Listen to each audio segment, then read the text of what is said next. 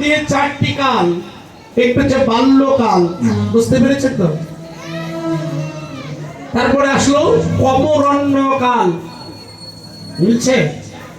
তারপর আসলো যৌবন কাল, শেষে আসলো কি বার্ধক্য কাল। মা ভজনটি কখন? দেহে যখন পূর্ণ সবকিছু ছিল তখন ভজন। মা যদিও জগতের আপনারা অনেকে আনন্দ করলেন, সহ্য করে জবা ফুল প্রদান করলেন, তাই না? অনেক উদ্দেশ্যকার আছে। তাহলে মহাদেব বলে তারা কি পূজা করতে হবে? সুরজ পূজা। সুশব্দ অর্থ সুন্দর, রজ পূজা। কখন? দেহে যখন সবকিছু পরিপূর্ণ ছিল তখন পূজার সময়টি পার হয়ে গেছে, এখন পূজা করলে হবে? ওমা বাসি ফুলে গোবিন্দ সেবা হয়? হয়। যেমন বাসি ফুলে গোবিন্দ সেবা হয় না, তা আমার দেহটাও কিন্তু বাসি হয়ে গেছে। মা যুক্তি ভজন শাস্ত্র বললেন বিশ্ব ব্রহ্মাণ্ড ভূমিতে কোন ভাগ্যবান জীব গুরু কৃষ্ণ প্রসাদে যদি পায় ভক্তিলতা বীজ, এই বীজ মালি হয়ে গর আরোপণ, নিত নিত বারে সে বীজের শ্রবণ ও কীর্তন। ভগবানকে বলেছে তোমাকে বনফুলে পূজা দিতে হবে, তাহলে কোন ফুলে পূজা করতে হবে? মা আমার হৃদয় মাঝে অনেক ফুল ফুটে আছে, বিকশিত ফুল। আমরা গুরু আশ্রয় করিনি বিদায় বুঝতে পারছি না কেন? অনেক কবিতা লিখেছে ওই মন্দিরে নয়, ভগবান তোমার এই দেহ মন্দিরে আছে। কি বাবা প্রমাণ? বাস্তব প্রমাণ। দেহের পাশে আত্মা, বাপাইটা আত্মা। তাহলে আত্মারাম, আত্মা রামেশ্বর, ভূত আত্মা পরমাত্মা, পরমাত্মা জীব আত্মা। তাহলে পরমাত্মা যদি ঈশ্বর হয়ে থাকে, আপন কত কষ্ট করে অনেকেই মোটরসাইকেল অনেকে যদি এসে কীর্তন শ্রবণ করেছে, কি প্রয়োজন ছিল আসার?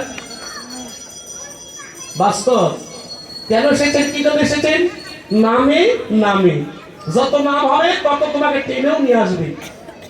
কি কলিতে হরি নামের তরঙ্গ বাড়িবে, বেড়ে গেছে না? কলিতে হরি নামের তরঙ্গ বাড়িবে, নাচিয়া গাইয়া জীব কোথায় যাবে? কোথায় যাবে? নরকে যাবে। কারণ এত নাম করছি, নাম গাচ্ছি, করুণা হচ্ছে না কেন? হবে কেমন করে? সিদ্ধান্তকার প্রমাণ করলেন চৈতন্য মহাপ্রভু যখন নাম করতেন, ওমা কারো দিকে বদ দর্শন করতেন না। আর এখন বিভিন্ন সুরে বিভিন্ন লয়ে নাম হয়, এই জন্য নামের ক্রিয়া হচ্ছে না। প্রমাণ করেন হরে কৃষ্ণ কৃষ্ণ কৃষ্ণ হরে হরে রাম। আর রাম কেমন হলো? ওয়ার্ডটি কেমন হয়ে গেল? রাম আর রাম। এই সুর লয়ে আমাদের কি রামও হবে, রাম হবে না। তাহলে এই নামের করুণা কেমন করে হবে? ভক্তি শাস্ত্র বলে হ্যাঁ নামের করুণা হবে, প্রমাণ আছে। মা কিভাবে প্রমাণ? তাহলে শাস্ত্রে বললেন 16 কথা 32টি অক্ষর। কয়টা অক্ষর আছে নামের? কয়টা নামের অক্ষর আছে? মা 16 কথা 32 অক্ষর, ছেড়ে দাও 28 অক্ষর, ধরো আবার 4 অক্ষর। সাধু জপে জীবে জানে না, এই নামটা অজব ব্রহ্ম। এই নামটা হচ্ছে অজব ব্রহ্ম। পাবেন কোথায়? কোন গ্রন্থে পাবেন? শ্রীচরণ দাস এই জ্ঞানবোধ 83 পৃষ্ঠায় লিখবেন, লেখা আছে হংস নামে 2টি পাখি, রবি আর শশী, তার মধ্যে বিন্দুর স্থিতি। হংস শব্দের অর্থ গ্রহণ, সং শব্দের অর্থ ছেদন। হ্যাঁ কোথায়? দূরে নয়। মা শুধু তুমি হস্তে মালা জপ করছো তা না, তোমার ভিতরে 21,600 বার জপ হচ্ছে। কতবার? 21,600 বার। এই জপ বন্ধ হয়ে গেলে তুমি ডেট হয়ে যাবে। কি মা থাকবে? আর তোমার এই সংসারে আর থাকতে পারবে না। তোমাকে বলবো হরি বল, একবার নিয়ে চলো। হ্যাঁ তাহলে মহাদেব বললে রমা দেখুন প্রমাণ। এখানে বাস্তব কিছু প্রমাণ করা যায়। লক্ষ্য করুন, যদি এখানে যে দাদারা দিদি এসেছে, স্বামী যদি কৃষ্ণ ভক্ত হয়, স্ত্রী কৃষ্ণ ভক্ত নয়, কে মিথ্যা কথা বলছি দাদা? আবার স্ত্রী যদি কৃষ্ণ ভক্ত স্বামী নয়, স্বামী হলে স্ত্রী নয়। কারণ ওমা যার ঘরে যত বাঁধিনি তার ঘরে ততই ভজন সার্থক। এ মা বাস্তব না? প্রমাণ করুন। তাহলে প্রমাণ করে এই যে আজকে দিয়ে কয়দিন হচ্ছে নাম শেষ হচ্ছে, ওইদিকে 5 দিন হয়ে গেছে, আজকে দিন 6 দিন। এই যে 6 দিন আজকে হচ্ছে লীলা, আর কিছুক্ষণ পরে মানে 6টা বাজতেই লীলা সমাপ্ত হবে, হবে না? প্রমাণ করুন। কে বললো? ভক্তের চরণধরি করুণা নাই, কৃপা নাই। আমি প্রদীপ চক্রবর্তী করে গেলাম, আপনি মিলে নেন। যদি স্বামী যদি কৃষ্ণ ভক্ত না হয়, এই যে এখান থেকে অনন্ত কোটি বৈষ্ণবের চরণধরি পড়ে আছে, একবার তুলে নিয়ে যান। কিমা চৈতন্য চরিতামৃতে সিদ্ধান্ত বললেন, ভক্তরজ জল, ভক্ত ভক্তের 3টি হলো ভক্তের অবশিষ্ট বল। হরি বল। এই চরণধরি তুলে নিয়ে যান। নিয়ে গিয়ে আমরা সকলে কিন্তু স্বামী স্ত্রী এক শয়ন কক্ষে ঘুমাই না? রাত্রি 1টার পরে কিন্তু ভজনের সময়, নাম করবার সময়।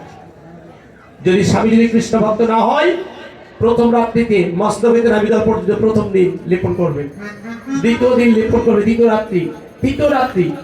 যদি লজ্জা লেগে থাকে প্রমাণ করুন, আজকে থেকে প্রমাণ করবেন।